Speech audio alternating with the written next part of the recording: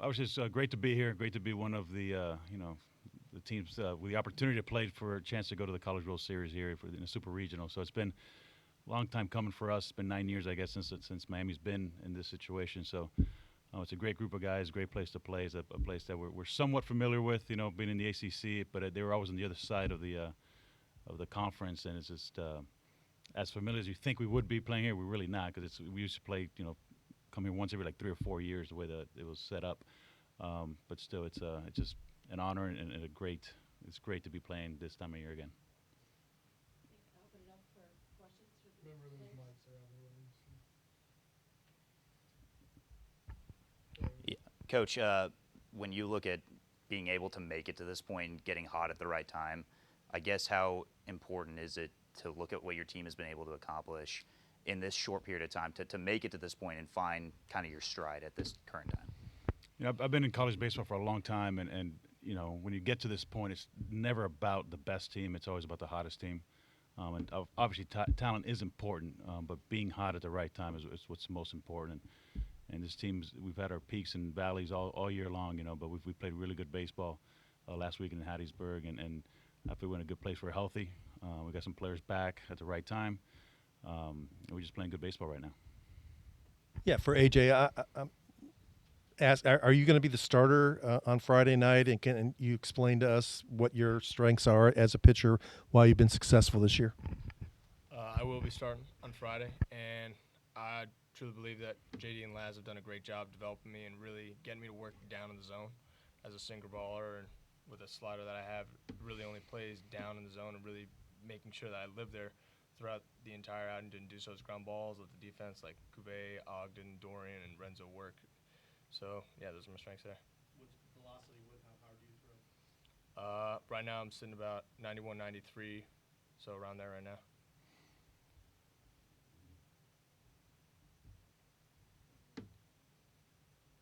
For AJ and Daniel, how much do you feel like the ACC as a league has prepared you coming in? Obviously, this series will guarantee that at least one representative of the ACC will be on Omaha and possibly having four other, well, five teams total. What does that say about the league now? Yeah, I mean, it's arguably the strongest league in the team this year, obviously with the most teams in the Super Regional, so I think that goes to show that we're prepared for whatever we have ahead of us and that the challenges we faced all year are at the highest level, so that will prepare us for this weekend. Kind of coming off of what he said as well, we faced some of the top teams in the ACC as well. We went to UNC and played at UNC. We were able to take one away when all three games arguably were pretty winnable ourselves as well. When we played FSU, they came into town. We put up a good fight against them on Saturday and ended up taking those games, and being able to face those guys, face those arms, is prepare us for his moment. Yeah, you guys went on the road last week and won in Hattiesburg as the 3 seed. Louisville won on the road in Nashville as the 2 seed against the overall number 1 seed in the tournament. Is there any advantage to playing at home in baseball at all, or is there any disadvantage in being the road team? There definitely is somewhat of an advantage. I mean, obviously in Hattiesburg, there's a strong crowd, very loud, rowdy guys right there in the bullpen. And, well, I think we as a team did a very good job of matching their energy in the dugout, making sure they were still alive and awake. Even when we were down in that 9 spot, we still managed to get a couple runs back. And just being able to stay alive and awake in that dugout, and kind of regardless of where the game is at, just make sure to keep pushing forward, keep putting up runs. AJ, this is a very deep lineup ultimately that U of L features. They can kind of hurt you at any point in the lineup. What do you see as far as when you go up against them on Friday? Kind of how are you planning to match up, and what will be the way that you try to attack them? I'm just going to keep doing what I've been doing. I mean, just because it's a higher stage doesn't mean I have to change anything. I also don't need to be perfect. I'm just going to keep doing what I've been doing, keep pounding the zone, and just keep inducing ground balls, let my stuff play. Can I make a statement on that? I know you said they have a strong lineup, but I think Ciscar has proven himself, and he's shown that he can get anyone out, so I think he's ready for this. Daniel, you guys didn't play each other this year in the ACC, obviously, but last year down at your place, it was a really good series. I think the first game was extras and that. Totally different teams, but do you take anything away from, past history of trying to learn some stuff about, will you, I think you had a grand slam, or I know you had a home run in the one game. Will you take anything away from, like, how they pitched you or anything like that? I mean, not really. I mean, they're a competitive team. I honestly don't know how many returning guys they have or what their starting lineup looks like compared to last year's or even their pitching rotation. So I only know Forbes is returning, Bivin, and maybe a couple other guys, but I don't really know who they're gonna throw and what the situation is gonna be. So depending on the situation can determine a lot of what I might see in that day or that at bat. So I can't really base it off of last year. I just gotta be prepared for the situation. Miami has a really strong and proud tradition in baseball. They've won national championships in the past, and there are a lot of big league players, pro players that come from the program or live in Miami. Do you guys work out in the off season with any MLB players, and if so, who? Yeah, there's obviously a lot of former players, Yohandi, Morales, CJ Fis, plenty of other guys, pitchers who come in and work, and they come in the off season, come in the weight room, and they even come practice with us on the field sometimes if they need to. So.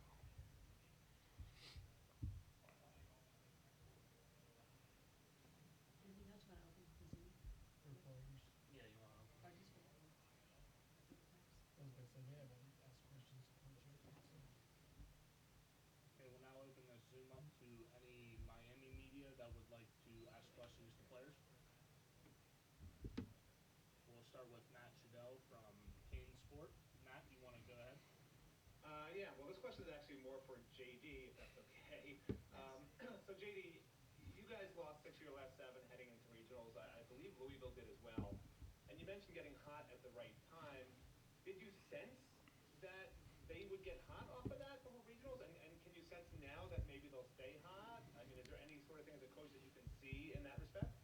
I mean, you say stay hot or get hot. You know, that's looking backwards and seeing what our record was over the last 6, 7 games, 10 games, whatever it is. But I can tell you, this team's mentality is one game at a time, and that's our strength, right? I mean, no matter what happened yesterday, and you saw it in the regional, we got pretty much boat raced that's Sunday night against Southern Miss. But there's no hangover the next day, and that's been our MO all year. Whether we have a great game or a bad game or whatever it is, we're 0-0, waking up the next morning, and anything could happen. So I'm not too worried about what the trends are with this team because it's a brand new team, brand new attitude every morning when we wake up. So we just hope to show up and be at our best on Friday. That's all we can worry about or think about right now.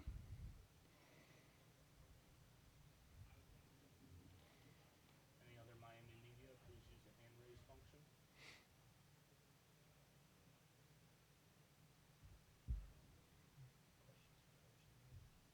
We can open it. We hear questions for Coach while we're waiting. I had a question for JD. I just don't know how to raise the hand. JD, you've obviously been around multiple teams that have advanced this far in your past. Is there anything unique about this team and their journey to this point? Every team that's gone this far and beyond, right, to the World Series, it's unique in their own way. We've had some really talented teams. We've had some strong pitching teams, some strong offensive teams, and this team is just balanced across the board. And our strength is in numbers; it's not in individuals. So that's the uniqueness of this group, and it seems to be somebody different every game. Of course, this guy here to my left, to your right, is as good as it gets, and he got hot there when we went on that stretch in the middle of that ACC schedule. But he didn't do it alone. He everybody else around him also raised their game, and when we're going good, it's somebody different. It's someone different in the lineup, different pitcher, different arm, whatever it might be, different defender. It's a unique group, and our strength comes in the numbers that we have. JD, I need to talk about not looking back to the last game, but what does it say maybe about not just the ACC but college baseball that the two teams that lost to the 15 and 16 seed on day one of the tournament are here playing in a super regional against each other now? It's a crazy year. I mean, you look at this college baseball season, and you got the preseason number 1 and 2 teams didn't even make the tournament. Then you got the number 1 and 2 national seeds don't make the super regional. So it speaks to the parity of college baseball. Anybody can beat anybody, and it's great. I mean, I think it's at the best it's ever been when you don't know who's going to beat anybody. And back when I played in the 90s, it was a long time ago, but it seemed to be like the same 12 schools would go to Omaha every year. 8 of those 12 would be in Omaha every single season.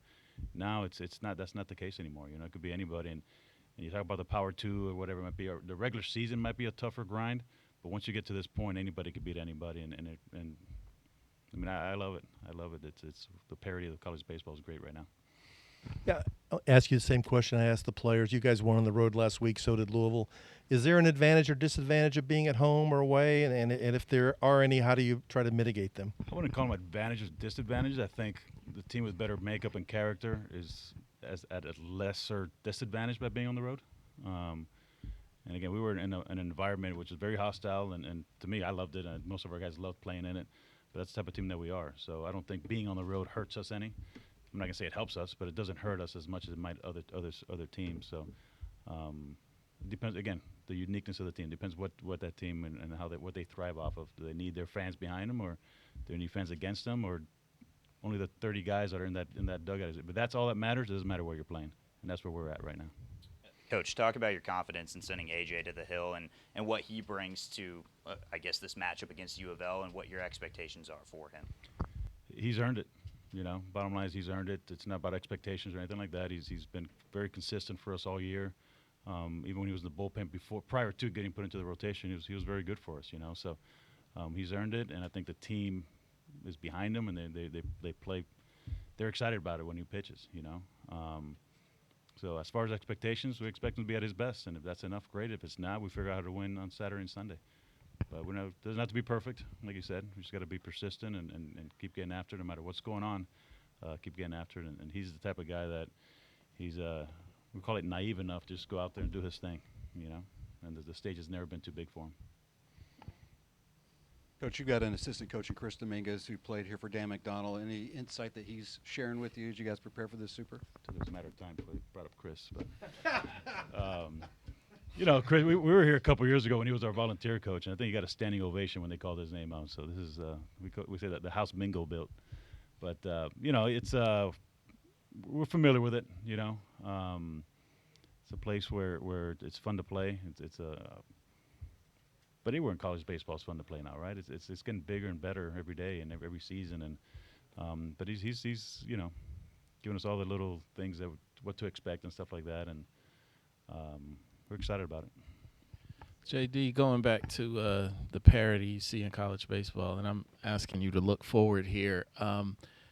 With the House settlement, once it's finalized and schools can expand to 34 scholarships and everything, do you feel like we might go back to the days where only because it'll be more of a financial impact, just the schools that are spending the most money, offering the most scholarships, that kind of thing, will probably be the pendulum will swing in that direction? Do you think we'll go back to only seeing those kind of schools win, or do you feel like the parity can stay? I don't think so. I mean, I don't think – you're talking financial right now. There is no parity financially right now in college baseball. Whether it's NIL or whether it's scholarships or whether it's the cost of your institution. I mean, it costs a little over $90,000 per year to go to Miami, where some state schools are half of that, or not even much less than that.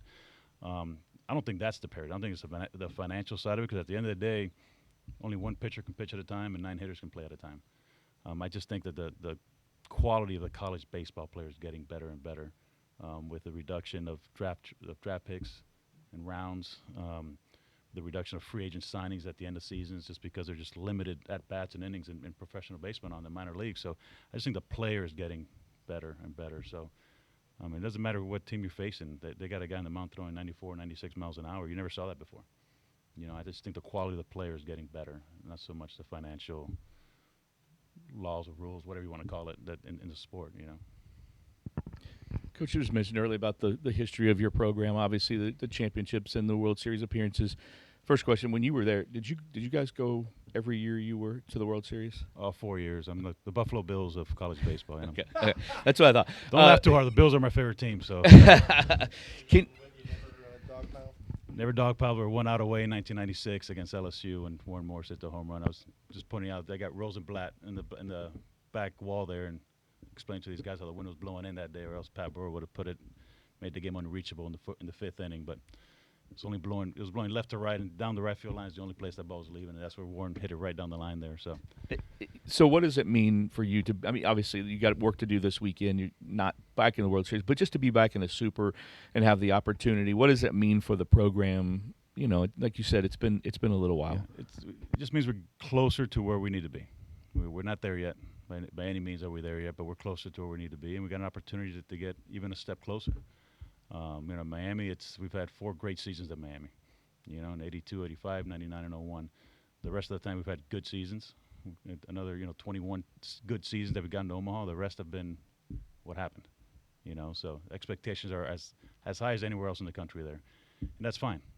That's the way we want it. We want expectations because they give us every resource we need to get there, right? So without expectation, I mean, what are we doing it for? So not there yet. We're closer, and we're just looking for Friday night to get one step closer. A-Rod's name is on your stadium. I don't think he played for you because he was signed out of high school, I believe. But does he come around, and do many of your former Miami players are they around the program? They do. A lot of them still live in Miami. Of course, like Daniel said, a lot of them work out there, and not even Miami guys. There's a lot of pro guys that work out that never played in Miami. But I guess Manny Machado is probably the biggest name. He works out there every day, and our strength coach actually works a lot of those guys out. So, but A-Rod comes around. Me and A-Rod grew up together. He was the best man at my wedding, and I was actually supposed to pick him up for 8 a.m. class our freshman year in Miami, and he called me at 2 in the morning saying that don't pick me up. I just signed with the Mariners. He committed and signed with Miami, and but of course he's first pick and signed right before class. So. But he comes around often, not so much now. He just purchased the Timberwolves, and he's during the NBA season. He spends a lot of time out in Minnesota, and but he keeps in contact quite a bit. Anything else? Nope, we're good on Miami side. Good. All right. Thanks. Thank you.